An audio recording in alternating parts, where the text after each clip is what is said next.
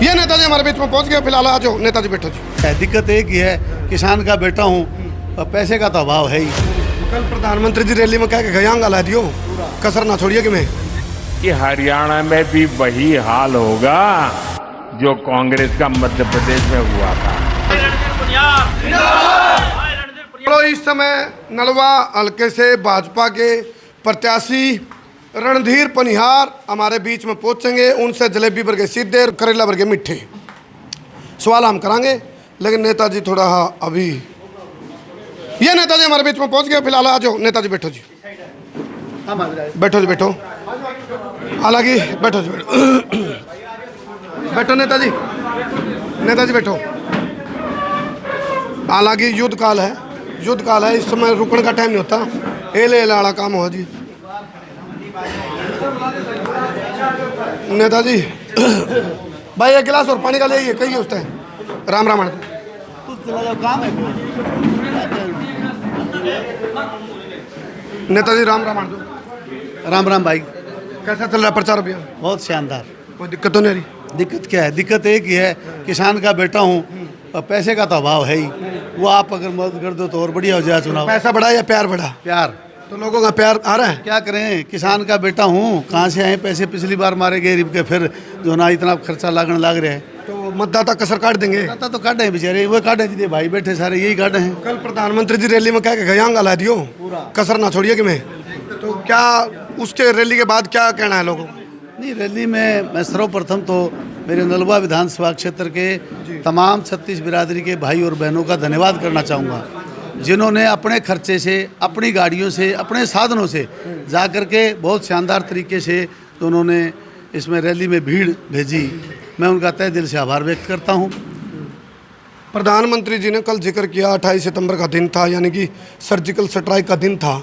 तो surgical strike, अब जो राजनीति वाली सर्जिकल स्ट्राइक है, उसमें आप लोगों की सेना, शस्त्र शास्त्र कितने तैयार है?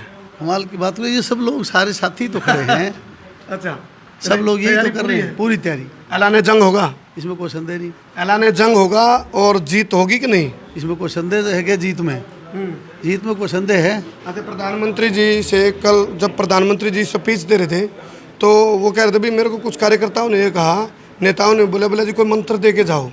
तो उन्होंने कहा था बूथ पर जो यूथ है उसकी मौजूदगी और बूथ को पकड़ में रखना, बूथ पर पहरेदारी करना, चौकीदारी करना, उसकी जिसकी मजबूती जिस नेता की होगी वो जीतेगा, उसने कोई रोक नहीं सकता। आपके बूथ पे ये सारा यूथ खड़ा है, ये सारा यूथ खड़ा है। तैयारी है भाई, तैयारी? एक बार हाथ खड़े करके बताओ, तैयारी कितनी की तगड़ी है? अच्छा, साथ साथ में उन्होंने कहा कि भाई एक कार्यकर्ता 5 कुणबिया ने समझा होगा।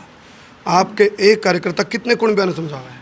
हमारे तो सारा दिन मेरे को भी समझाते हैं, ये कार्यकर्ता भी समझाओ। अच्छा, आपका कार्यकर्ता आपने भी समझा क्या? अच्छा, क्या मेरे से ज़्यादा तेज और शाणे हैं ये सारे।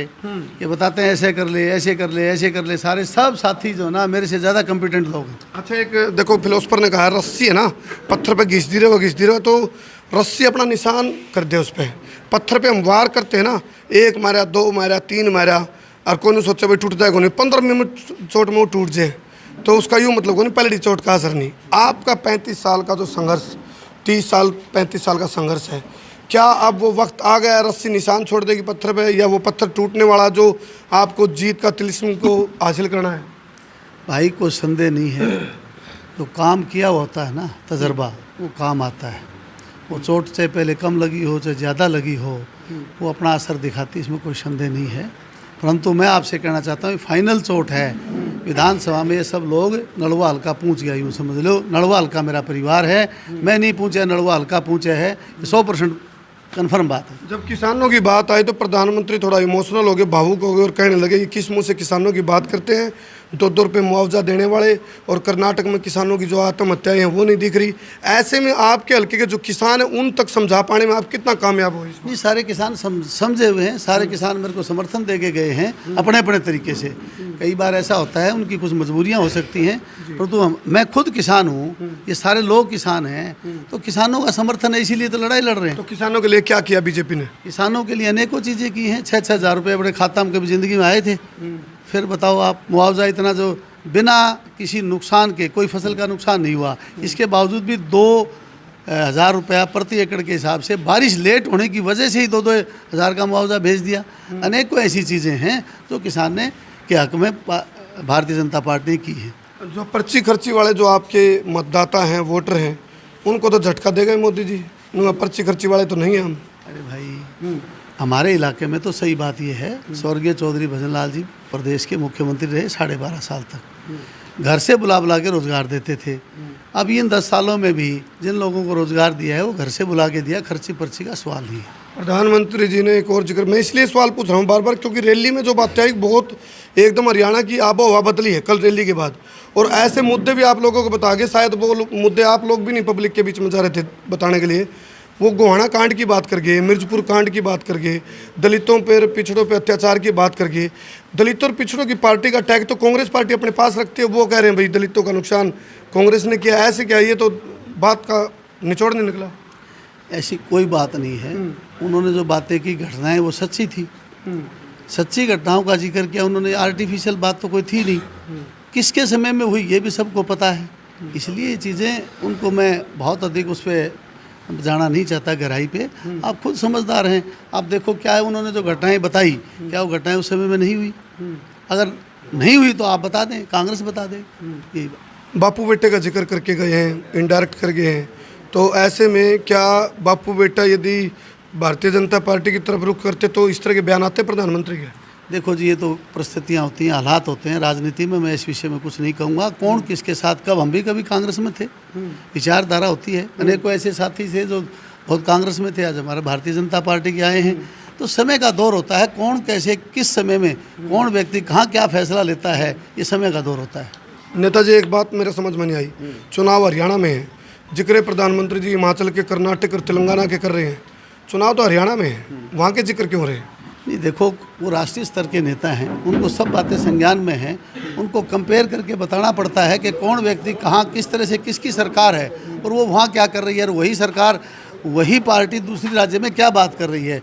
ये दोहरे मापदंड जो हैं उनको साफ करना चाहते थे। प्रधानमंत्री ने कहा कि भाई जिनको कोई नहीं पूछता मोदी उनको पूछता है, तो ऐसे में आपकी नलवा विधानसभा की जो मतदाता है उन तक ये बात आप कितना समझा पाओगे, या फिर उनके समझ में आई ये बातें, या फिर एक पार्ट ऑफ पॉलिटिक्स है ये? मैंने आपको कहा कि मेरे से ज़्यादा समझदार लोग हैं, ये खुद ही समझाते हैं मेरे को, मैंने समझाने की ज़रूरत ही नहीं है। ऑटोमेटिक ये कोई सारे साथी बैठे हैं, अपने आप ही समझा रहे हैं। हर वर्ग का आदमी खड़ा है, ये अपने अपने वर्ग में जाकर के अपनी बात जो है ना वो बहुत बढ़िया तरीके से समझाते हैं वो लोग। कल की कितनी चाय थी आपकी? तो अभी कल की कितनी चाय थी जी? मेरी दुनिया भर 55 से 60 चाय। आज कितने चाय है? आज भी पता, अंदाजा ही नहीं, मेरे को खुद पता ही नहीं मैं कितनी पी पाऊंगा। 40 चाय।